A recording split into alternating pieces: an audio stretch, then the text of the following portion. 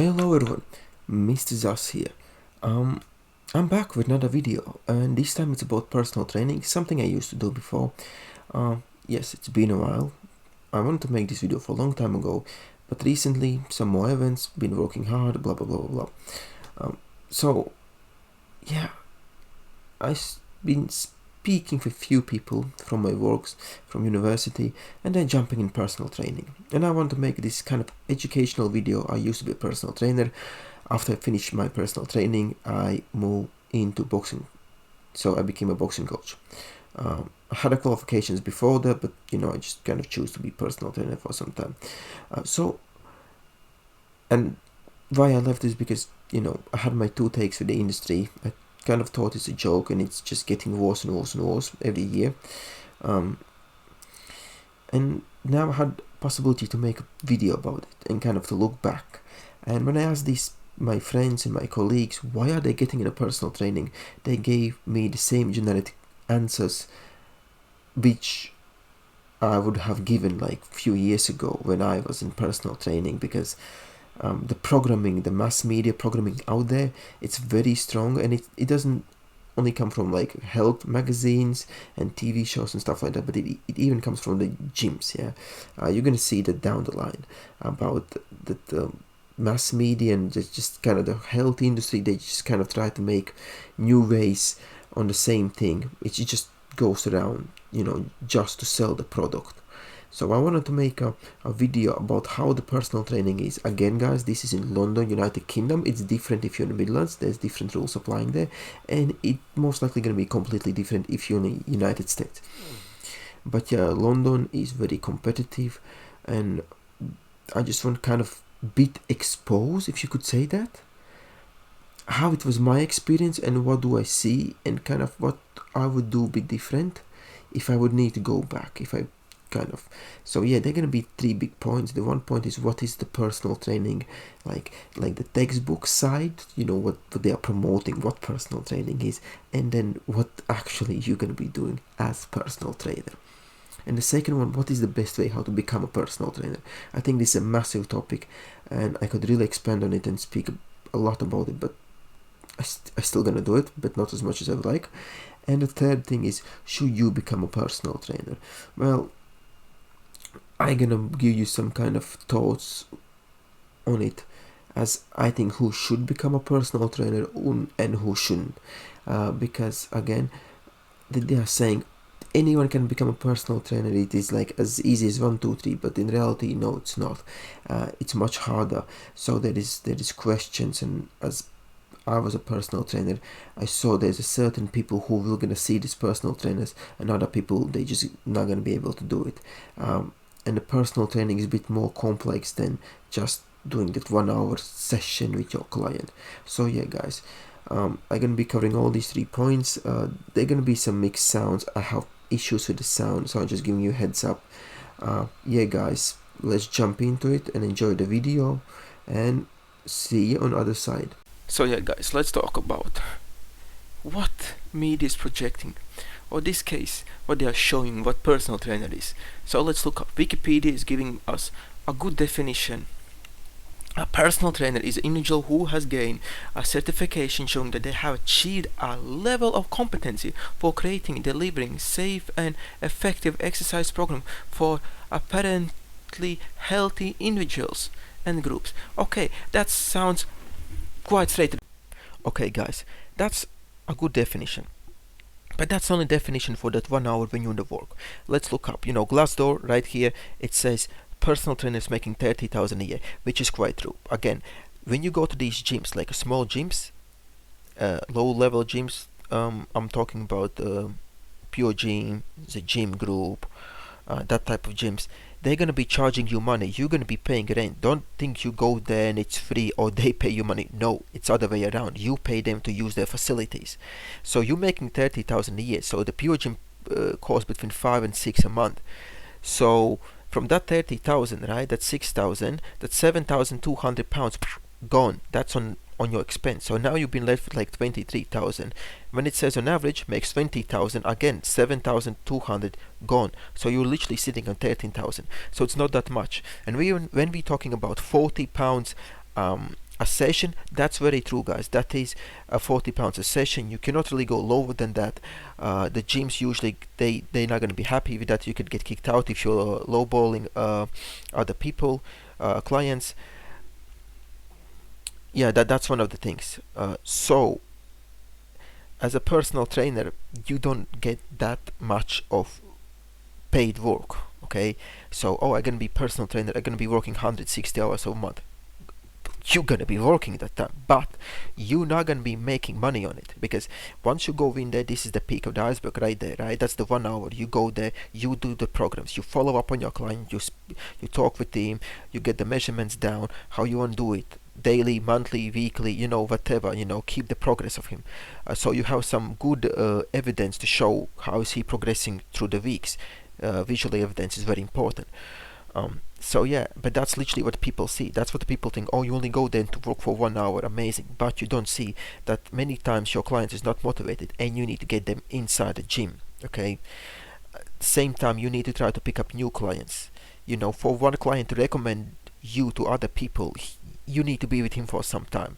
You literally need to best friend these people. You need to be on the phone with them. You need to move around, because remember, if you work in like commercial gym, you only have certain time slots, and I'm telling you, these time slots, they are packed, and they are called peak hours.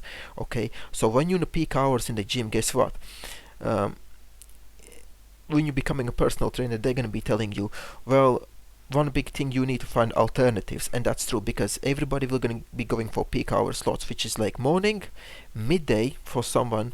If you're like in city center, you can have some midday clients, and evening. These are the peak hours. And most of the time, you're going to see everyone, all the other personal trainers inside the gym trying to do the same exercise. Or we're doing the chest. You're going to have 5 personal trainers with 5 different clients trying to do chest on a bench press at the same time, let's say within 2 hours, from 6 to 8. You're gonna have 5 people. So now you're gonna have problem. Okay, you're gonna have lots of problems. So you're gonna need to find alternatives. So it is not that straightforward. All this, how it's literally built up. They sell you like it's so easy and you're gonna make money. But in reality, personal training, if you want to be a successful personal trainer, it's more about selling yourself, not as much actually about doing the work with the client. Because lots of these personal trainers, and I'm gonna be straight honest here, they are slowing down the progress on purpose. Okay, they could push their clients way more, but they are really keeping them on the low end, so they would just keep coming back and making more money. Okay, so they only kind of push the client onwards only when they have more clients coming in, or when they get referral. These gyms, they're supposed to give you as a personal trainer leads, but very few gyms actually give you leads. And this is a big issue, because gyms, they're in the business on their own. What I mean by that, they are making money. They don't actually care about personal trainers. Like the first month they're gonna say it's free, second month is half price.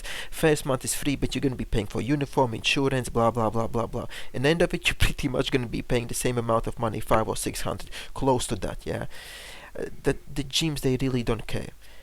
The reality is, the gyms, they are using the money what they are gaining from personal trainers to keep equipment in good order, to repair it, to call a decorator, to paint the walls, and stuff like that. That's what they are using the personal trainers for. And that's why you see such a high amount of personal trainers coming in and leaving gyms. They don't really care about you at all. That's a next thing. And this is the reason why I'm making this video. Because as our economics are taking a turn for the worse, going down, and it was the same thing in 2019 when Brexit happened in UK, I saw lots of adverts of people becoming personal trainers, to become a personal trainers, and they get promised this, this golden bridge, the possibility to make all this money. But the reality is, it's very hard to make money. You need to have certain circumstances for you to be very effective.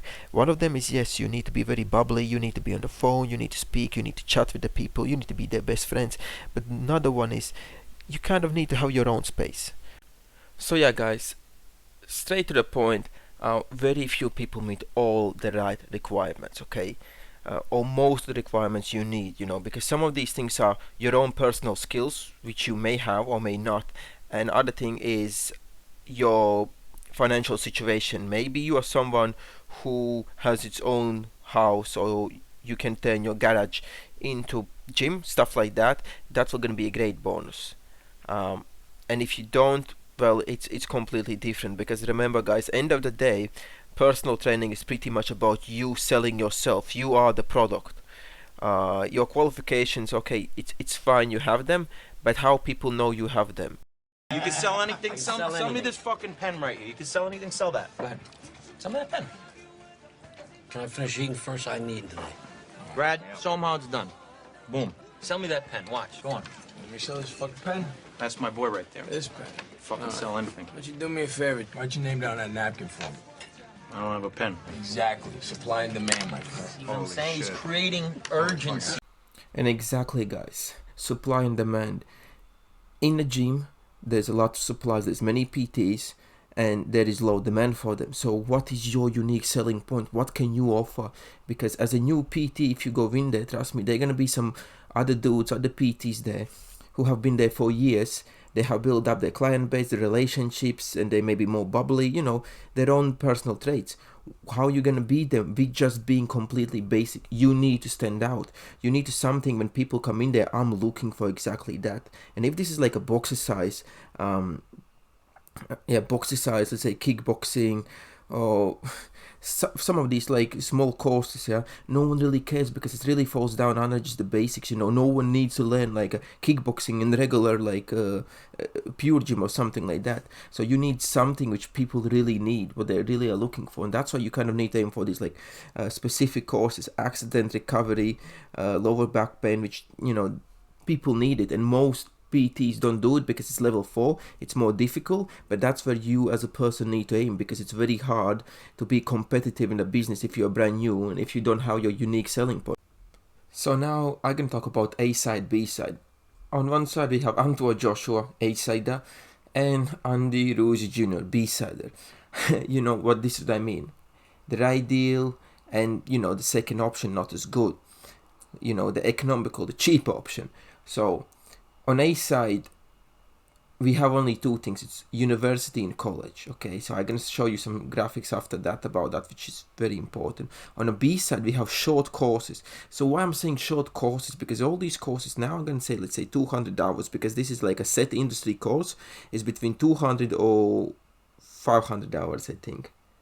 Yeah, so if you're gonna go for like Yoga Alliance, it's a bit of the topic. They're gonna say, we're gonna hire you as long as you have 200-hour study course, which is being approved by Yoga Alliance. And some other gyms, like upper tier gyms, let's call them like that, they're gonna say the same thing. If you go for like B side, in this case the short study courses, they're gonna say as long as you have done minimum of 200 study hours, which means you spend 200 hours in the class studying. I'm gonna give you pros and cons on both of these courses. So A side is university and college, so they are the best, but minus they are long. So uni is 3 years. If you take like extra study year, it's 4 years. That's like work placement, and college is like 2 years. It's less than uni, but the good thing is not only you get like, usually you get like 3 subjects you study about 10 hours a week in college and 15 in uni. That's what you do in there. And if you want to get a good grade, here you can see there's the correlation. So if you want to get like a 70% or above 70%, you need to do 8-hour study. So 3 subjects, so 15 hours you spend in a class plus 8 hours in each subject. That comes down to 13 hours in one subject, total study time. That comes down to 40 hours a week. So 4 weeks a month comes down literally to 160 study hours a month. And that's realistic. And college is 10 hours per week, and you could go with same correlation. It's 10 hours, so probably it's like 2 subjects. I haven't been in college in a long time. For me it was a bit different, but so it's 2 subjects. Then you look around 16 hours. So it's 20, let's say 25 hours a week, 100 hours a month studies. So college is a bit lighter version university, and this is United Kingdom, so it's a bit different if you're in United States. So that's the difference. So on A side, even though you take a longer time, you will gonna get so much more in there, because on A side you get these multiple courses. Okay, it's not just personal training, this is the major difference between A side and B side. When you go for these short courses and you say 200 hours and 200 hours, oh, it doesn't seem like short, and some courses are 400 or 500 hour personal training courses. They are still short. That's the whole point. They are still short comparing to university or college. And in these 200 hours, even you think it's a lot, you only get taught one thing: how to be a personal training, how to work with your clients. So that's the major difference. Okay, so now I'm gonna go into like B-side courses. Why like B-siders are good? Well, I would say B-siders is for someone who's already in industry. Okay, you've been in industry, you've been established, and you kind of want to upgrade it. Then it's good to go for the B-side. Maybe you're already very knowledgeable and you know what to do, and you just need this qualification to push yourself up. Because if you want to go in a B-side course and you think you're gonna have the same playing field as someone who finished college, oh man, you in big trouble. You in big trouble. You know, and I don't want to crush any dreams, but I'm gonna do it right now, okay? So if you're someone who's you think you're gonna just get that qualification and then you're gonna go into the business, remember, you just have learn one thing: how to work with a client. But you don't know how to manage your time, you don't know how to manage bookings, you don't know how to manage properly programs. And with all that, you're just gonna go there and you're gonna start your experience. When someone on age side who has been uni or college, you already gonna have the experience in these 2 years when you are studying towards that. So by the time you finish, you already have that. And at the same time, A side is, once you finish 1 year, you're gonna get your diploma. So right, is to get level 2. After first year, you're gonna get like fitness instructor certification. So once you're studying on your level 3 personal trainer in college, you already can work, let's say in pure gyms or other gym groups. You can run group sessions, work in administration and stuff like that. So you already can build up, you can combine your college with your work. And once you finish, you already gonna have 1 year experience built up working with clients, making relationships, and then you can just switch over to become a personal trainer. In this case, I would say A-siders is way, way, way better. Yes, they're more expensive, but then again, guys, if you go for B-siders, don't think they're gonna be cheap. When you see this, oh, it's only £2,000 for the course, rubbish, man. You know, you get what you paid for. So if you want something good, guys, you're gonna be paying £4,000 to £5,000. That's where you need to look for these courses. I'm telling you, £4,000 for 200-hour course for it to actually be good. So yeah, guys, it's just the amount of information you're gonna get on A side and what you're gonna get on B side. I would say B side is for established professionals who just want to get some extra qualification, more to say they just want the paper. And A side is for people who are young, like you're your early 20s, you have some time to burn, you want to try it out, and you jump in there and you study. And studying, guys, is very important because this industry is very competitive. So don't think you're gonna finish with like 2-2 and you're gonna compete in the field. No, this kind of gives you that narrative that everyone in the fitness industry is like a meathead and they just lift the weights. But in reality, you need to be quite smart. So you need to aim for that highest on us to be competitive. Otherwise, the struggle will gonna be real.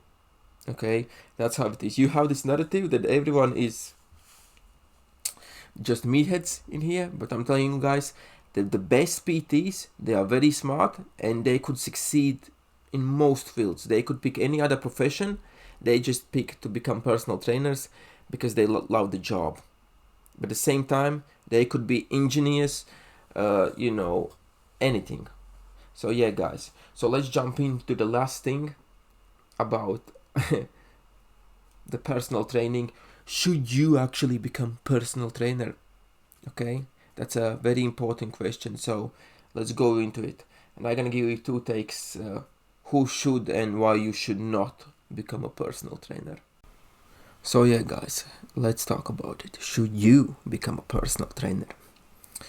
Well, there is no easy answer to this one. One of the things is, yes, it's a good money, as you can see it on the screen.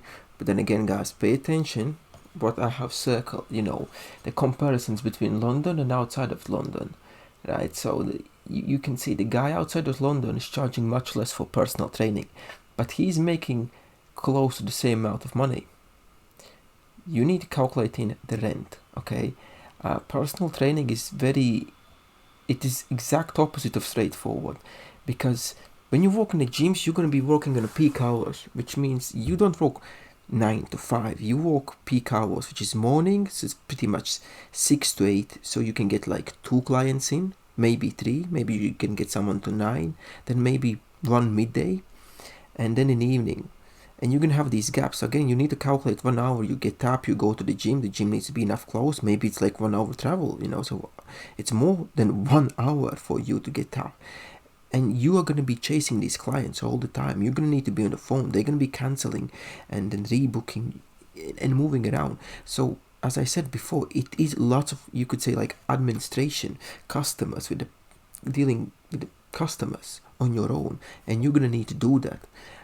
Especially if you have a bit more customers. If you think it was like kind of challenging once you have like 4 or 5 customers, what you're going to do when you're going to have 15 customers or 20, because you're gonna reach that goal eventually.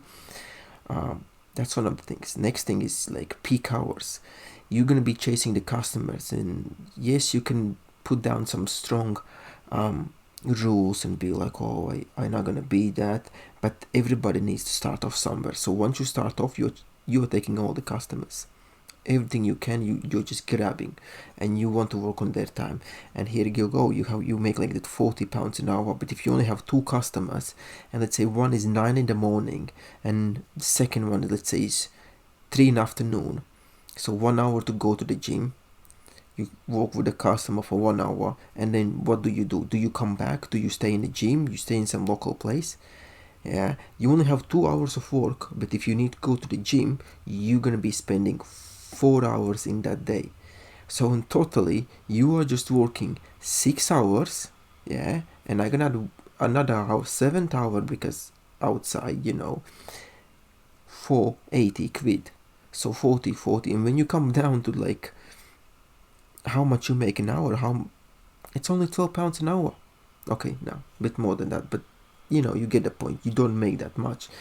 So yeah, you need to be really on it. And this is what I want to point out. Can you actually do that? Can you do so much like micromanagement with the clients and always keep up? And I'm telling you, they're gonna be texting you 5 in the morning and 12 in the evening all the time. So you're gonna need to be in that. If you're not a person who's kind of on your IG or your TikTok all the time posting videos, answering and yada yada yada, personal training is not really for you. This game changes a lot. And next thing, there's so many PTs in there with with the breakfast cereal certifications, and they're all trying to chase for the clients. And these gyms, they have about like 15 PTs when they in reality should have about maybe 6 or 7, but they don't care. You really need to ask, what is the ratios, how many people in the gym, how many registered clients are in the gym, and how many PTs. Okay, because you don't want this ratio to be too bad. That's about it. Otherwise, if you have low penetration ratio, what's the point for you to be there? And again, the gyms will gonna try to hide information, and you need to ask this one on once you go for the interviews, and they're gonna try to manipulate these numbers, saying, oh well, the ratio is low, but you know what, we allow to charge £60 an hour. It means absolutely nothing. You have 10 PTs, and most of them have like 2 or 3 clients, and none of them succeeding. That's it. So that's another thing. The PT world is full with lots of these people, full with silly narratives, full with misinformation from newspapers, advertisements, people who just come up with, like you see here, some kind of doggy style, I don't know, workout and all that, and people who are just gonna try to come out with new ways how to do the same thing before, just to make that their unique selling point. And if they can convince enough many people to do that, they will gonna try to sell you that as a course, and to start to make some money out of it. Okay, so that's it. All really comes down to creating that urgency. And yeah, that's what I'm saying. That's my two takes with the industry now. It is very toxic, simply very toxic, and it's full with false narratives. And should you become one, should you become someone who's in this industry, well, you really need to look up. I would say if you can go for highest honors and you are quite smart, I would suggest you not to do that. I would suggest go take any other, bachelors and anything else, because this is really not there.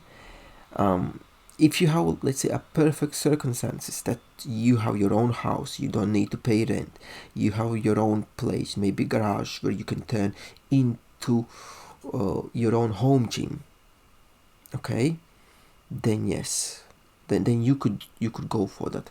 But if you do not have like a straight line, if you're thinking I'm gonna work part-time, and I'm gonna tell you straight up, there is no such thing as part-time personal trainers, forget about it. It does not work. It will never work. Maybe with one occasion, and this occasion is if you are a professional bodybuilder who already is competing and you are really high up, then you could be like a part-time personal trainer. That's way different, yeah, because you're living in the world, so you under the gym anyway, so much people see you, then you can do it. That's completely different, okay? But that's the only exception when I can see you can be part-time. But if you are smart, yeah, you shouldn't be doing it. The next thing is, if your grades are not as good, okay, but you want to become like personal trainer and you are not neat with the paperwork and you're not really sociable person, well, boy, what I can say, bricklaying straight for you, 60 to 90,000 a year straight away. Become a Sparky, same thing, 60,000 a year, guarantee work, 9 to 5, go to the weekends, make much more money on the house calls, become a plumber, work on boilers and stuff. Okay, straight away, man. If you are not getting good grades and you're not if you're a bit like antisocial, you don't like the socializing, and you're not that neat with all the paperwork and blah blah blah on those construction, my friend, that's it. You're gonna be making so much more money. Go do small courses there, £4,000, even go to college, boom. Yeah, people are complaining you cannot buy a house. Become a bricklayer, and after 2 years you put down a first payment for your house. Put down 60,000-70,000 pounds for your house. See, there is always jobs in construction. There is always jobs, and here you go, a bricklayer without a bachelor's. Plus, you don't even need to go to the college. It's a bricklayer. You need zero qualifications. You could, just go. They will gonna show your work, and you can do that, or you can go to college, do 1 year in college. See, guys, so there is always jobs, and these are my takes on it. To become a good personal trainer, it's very difficult. So you need to be really, really sure that you're getting into it. And if you are short on money and you don't have living conditions in London to pull this one off, I would strongly suggest you not to do it. Because there's many other possibilities you can do it, and you're going to be making way more money. So again, guys, it's all up to you. I just want to give my honest opinion for you not to waste time. And yeah, so the decisions is in your hands. These are my two takes. I didn't want to lie. I want to be quite straight honest with this here. So yeah, guys, share this video. Leave your thoughts below, what you think. What is your, I don't know, future choices? Maybe after watching this video you come up with something else and you decided, you know what, it's not what I want to do. But yeah, well, this has been my experience in personal training, and if I would honestly knew what I know now as a personal trainer, I wouldn't take the career, because I don't want to say I'm kind of disappointed, but I just think all the time I put it in there, if I had put in some other subjects what I'm doing now, I would be much farther ahead in my life. And when it comes to the money, even if you're a good personal trainer, you're gonna hit that ceiling very soon. I'm telling you, you're gonna hit that ceiling very soon. And to make 100,000 construction in few years is quite easy. To make 100,000 as a personal trainer, it will gonna take you very long time to even get there. So yeah, guys, these are my two thoughts. Please subscribe so I can make some more good videos, entertaining videos with value, and smash that like button. And Mr. Zas out.